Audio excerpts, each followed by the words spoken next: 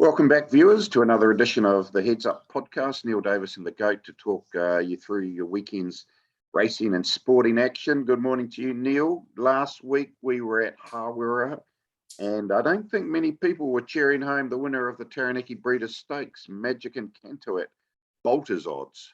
Yeah, who would have thought Magic Encanto? What, 9-year-old mare, wasn't she? But it was a good ride, get out and looked like she was going pretty hard. The sectional start, it wasn't too hard, so it was a pretty good ride to rate her so well. And Bella Conte was obviously a nice run, coming home nicely, just what you want to see for the 1,000 guineas in next month. So she's all good, is she? Yep, no problem there. She'll have one more run at Trentham on Labour weekend, Sunday, to prep her for the 1,000 guineas. So all's looking good there. Mohaka, we did suggest was value. That was probably the run of the race, with three of the first five being the top three round the corner and Bella Conte making ground. But Mohaka came from well back to flash home for third, so she should be in for a good campaign. But I see Bella Conte backing up again tomorrow at Hawke's Bay, but quite different track conditions I'm predicting from what she faced at Hawera. Yeah, definitely. No, it's going to be great racing tomorrow, isn't it? But before we touch on that, I put up something last week on the website about favourites folly. It can be folly backing favourites sometimes, and there were 17 races, and I gave a reason or two or three reasons why some favourites couldn't win. Not to say they could win, but only 2 of the 17 favourites won.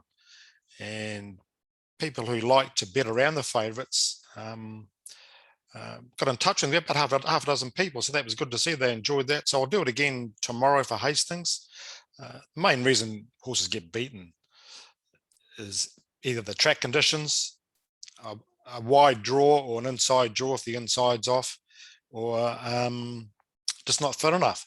And those are the 3 reasons, main reasons why horses got beaten as favourites last week. So I think it'll be a different story tomorrow. Got a better track, so track conditions won't be such a big thing, but the draws will be and how the horses fare in the run. So looking forward to doing those tomorrow. When you identify a race where you're not keen on the favourite, Neil, do you have any particular betting strategies that you employ? Well, straight away, if you can see a horse like Bowden tomorrow, just take an example. Bowden, I think, is just way unders at 350. So he's, or 360, whatever he is. He's way under, so that's 30% of the market you can take out straight away, and it creates value. So you're looking at the horses that you think may be main chances in the race, and if you're confident of them, you can maybe back 2 or 3 horses to make good money. So you just tend to back win bets around and leave and don't have the favourite. My strategy is, if you don't like the favourite, box up 6 or 7 potentially in a trifecta and leave out the favourite altogether. Good idea. How many times when you have people are taking those exotic bets or quaddies or trifectas or first fours type of thing, and they go, oh, we better throw in the favourite. Well, invariably, without the stats to prove it, given that it's tote bets and we don't see the breakdown of the pools, but I think favourites are overrepresented in those type of exotic combination bets. So if you leave out the favourite and it doesn't run 1, 2 or 3, or you leave it out of the quaddie, invariably you get probably greater value in those particular pools. So yeah, that's what I tend to do, is just box up a few outside and leave the favourite out altogether. Or if you're taking a first 4, maybe you just throw it in for 3rd or 4th, but don't have it in the front end of your bet. So yeah, I guess everyone's different, but I find that's probably my strategy. Yeah, I've done that occasionally, especially in Australia, where you think a favourite can get beaten. You get decent pools over there. And yeah, you're right. If you can knock out the favourite and he does miss out and you scoop the trifecta, you're going to get decent values. A good strategy to keep in mind. Right, our big race tomorrow at Hastings. Before we get onto the form, Brendan, our track walker, rang me yesterday after walking the track, and he sent me a photo of the inside 4 metres. It definitely looks better than the outer part, which is a bit worn. It's like a bowling green. He said it's just can definitely favour those inside runners. For how long is the question? But you get a horse like Sagunto in the first race, drawn wide, he should cross over and lead. Got to be hard to beat in that first race.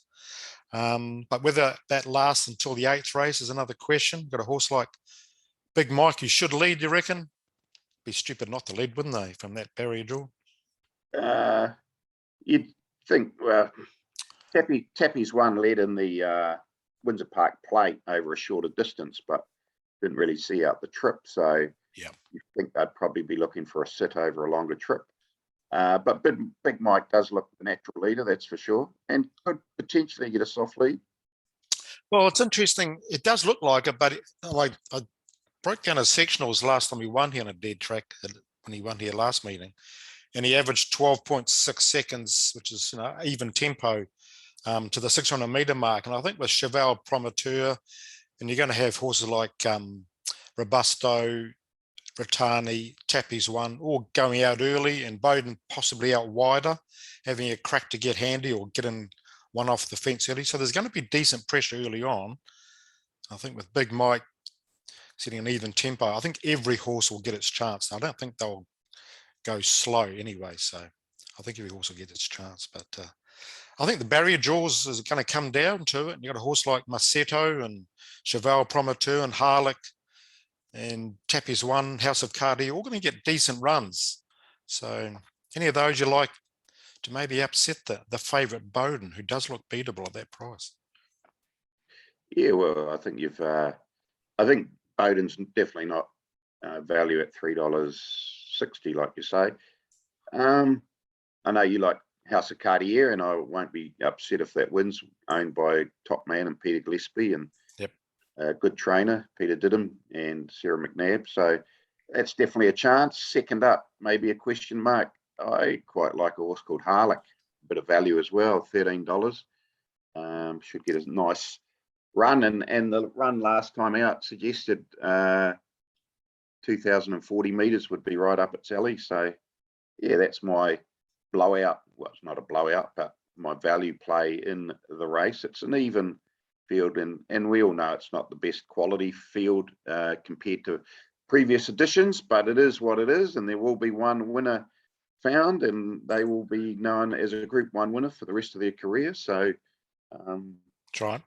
Plenty to play for, but yeah, I'll throw out Harlech for a bit of value. Yep. No, I think he's going to get the right run. That's going to be important, I think, because that fence is still going to be okay. I'm pretty sure it will be. And it won't be any worse in the outer part. He'll get every chance. And first of all, I like Prix de Feu, but he's drawn wide too. And I think you're just gambling on whether you get a decent run. 480 is just too short for me. And I thought House of Cartier, you can allow for the swing and weights in favour of Bowden, but last time they carried 7.5 kgs difference, right? Now there's a 2 kg difference, which makes it a 5.5 kg in favour of Bowden this time. But House of Cartier beat him by 2.3 lengths, and Bowden's on a track that he just doesn't seem to win on. He's had 5 starts for a couple of placings, didn't fire in this race last year. And I think House of Cartier, she just looks so good. And Peter Didham said he's never had a bet, and she trialled since then, and gee, she was strong on the line, head on chest sort of thing. And I think she just spot on. She get the right run. And don't forget her mother won this race, 9 years ago, 2012, I think it was. Yeah, I remember that. Opie Boston Road, she's sensational. Came down the outside, didn't it? She's sensational. Yep. Swamped them down the outside. Right. I guess Mears have a pretty good record in this race, to be fair, Neil. Definitely won the last 3 editions, and then you throw in horses like Legs, Princess Cope, she's sensational. Off the top of my head, there's probably more in the last 15 or 20 years. So, yeah, you never know. Yeah, we got Princess Cope. I was there when she won both of hers, and Leg, like you say, she was terrific. I think about half or 9 out of the last 20 winners. Which one? Another one. Costume, yeah, that's right. Yep. Savvy Cope, and probably Bell, obviously. So it seems to be. I think Mia's good enough. I think House of Cartier is definitely good enough. She's been to Australia, won in group races over there, ran 3rd in the South Australian Derby. When she looked like the winner, 100 metres out, got done late. I reckon she's definitely up to it. And she just looks so well. Peter Didham, as you say, really good trainer. I'd love to see her do it for Peter Gillespie too. Terrific guy, and loves his horses, puts a lot of money into it. And I think this could be the big payday tomorrow, hopefully, for him. and his fellow owners and trainer. Rightio. Anything else you like tomorrow? I know it's a big day for the punters. Yeah, the punter of the year rolls around yet again. I think it's about the 34th, 35th edition of the Bay Ford New Zealand Punter of the Year. Okay. 150 odd teams, give or take, will be competing for the $20,000 first prize. So it's always a good day out and good atmosphere in the room, and a bit different this year. We've got a few more off-course teams with the COVID situation and people not able to make it on track, but I'm sure it'll be a keenly contested competition tomorrow, and looking forward to being a part of it. Yeah. Now, for newcomers who may be doing this for the first time, which won't be many, I suppose, do you know offhand how many new teams there are? I'd say none. That's interesting. Pretty much. Okay. You're only just with the COVID situation, Yeah. and a limit on numbers, etc. Is basically, there might be maybe one or two, but basically it was only invite only with the existing teams. Just with keeping the numbers down in the room to meet all the protocols, etc. So, but yeah, well, anyway, let's assume there are a new team. You've got a follow-up question, no doubt. Yeah, that's wondering, what's a good strategy? Well, you've had 34, you mentioned 34, 35, was it 34 comps? Yep. Okay. Now, how many of those actually go to the last race before you know the result? Well, all of them, obviously. All of them, okay. But yeah. how often does it swing? The result swings. Probably in my 10 years of running it, maybe half. Yeah. Yeah, maybe more actually. Yeah, maybe 6 or 7. Yeah. Some teams establish a break early in the piece and hold on, but I think the key to it is you're not going to win this comp by spending $150 on every race unless you fluke a serious first 4 or something like that. Yeah. You have to pick your battles really, and so if there's 2 or 3 races you do really like one, you have to be prepared to back your judgment and invest more heavily on those particular races or horses in order to get your balance up to, generally speaking, I'd say 80% of the time you need 10 grand plus to win from your 1,500 starting pool. So okay, yeah, we'll report back next week and give you a rundown on how the person that won it did so, and I'm sure there might be even a hard luck story or 2 to throw in as well. And you got any good stories or any memorable comps that you can recall offhand? A really neat punt in the last race or a hard luck story that comes to mind? Without naming names, if you don't want it, doesn't worry me. Yeah. Oh, there was it 2 years ago? I think it was, or was it even? Yeah, 2 years ago when there was a dead heat in the last race. Hartley and Yep. Cutting Up Rough. Yep.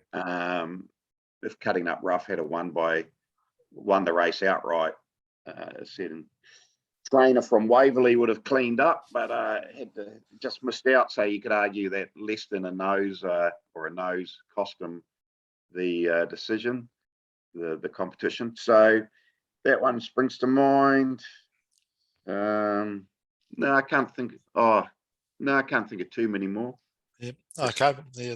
Make an interesting book to read, wouldn't it? You know, if people could keep details, but it's a pretty private thing. People keep the cards pretty close to their chest, aren't they, in the last 2 or 3 races? Yeah. Well, actually, it was a good feel-good story. Actually, what was this? 3 years ago, maybe now. Time flies. Some young guys were down to their last.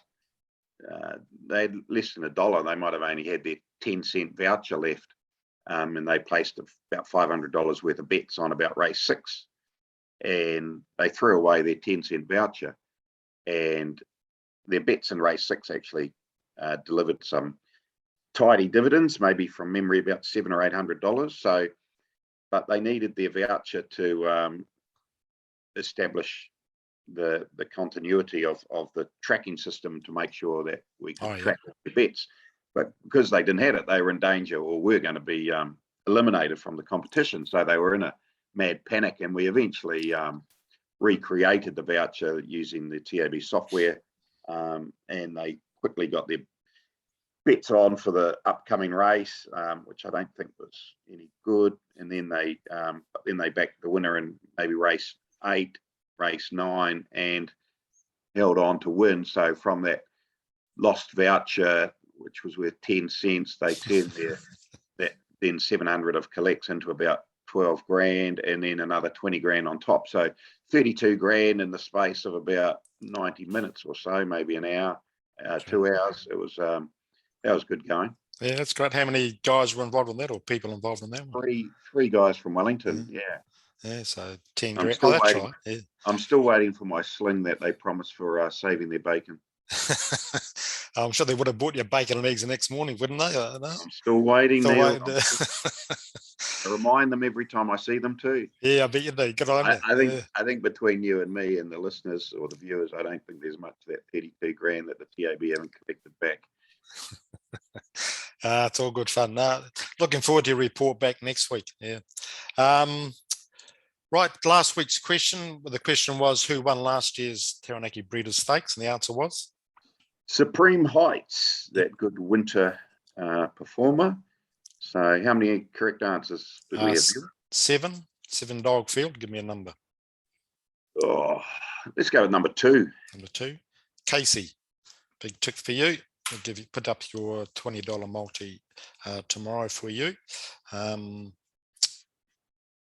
forward to some good racing tomorrow. But we've also got the Caulfield Cup, didn't mention me earlier on too.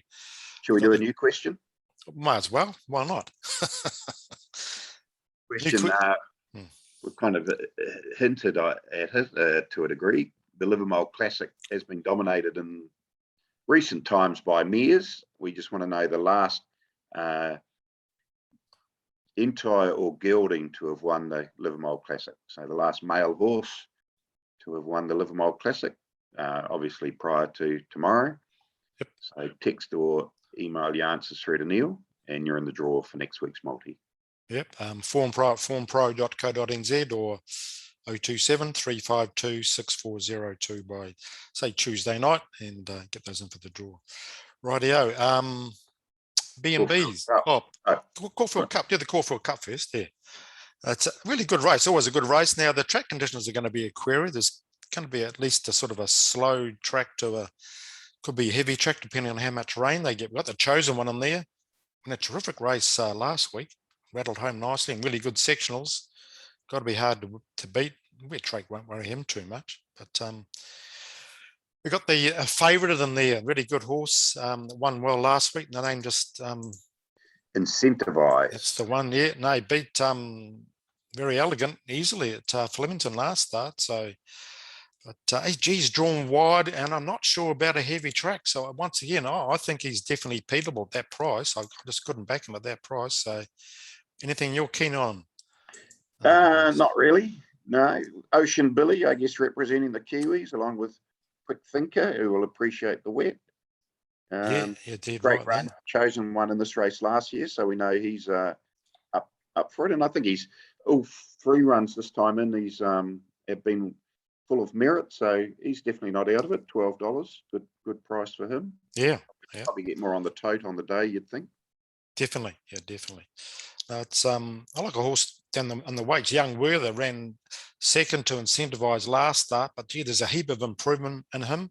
And he gets down and he just knuckles down. And I think he ran second in the Derby at Randwick last year. And I think he's just set perfectly for this race. Right weight, right form, right trainer, right jockey. I think, and the wet track won't worry him with his action. I think he's a decent each way, but at $10. And I think Incentivise is too short at $2.50 on a wet track from a wide draw. So good probably race. A race you wouldn't want to get too serious about until you see the track, the conditions and how it's playing. So yeah. 7:15.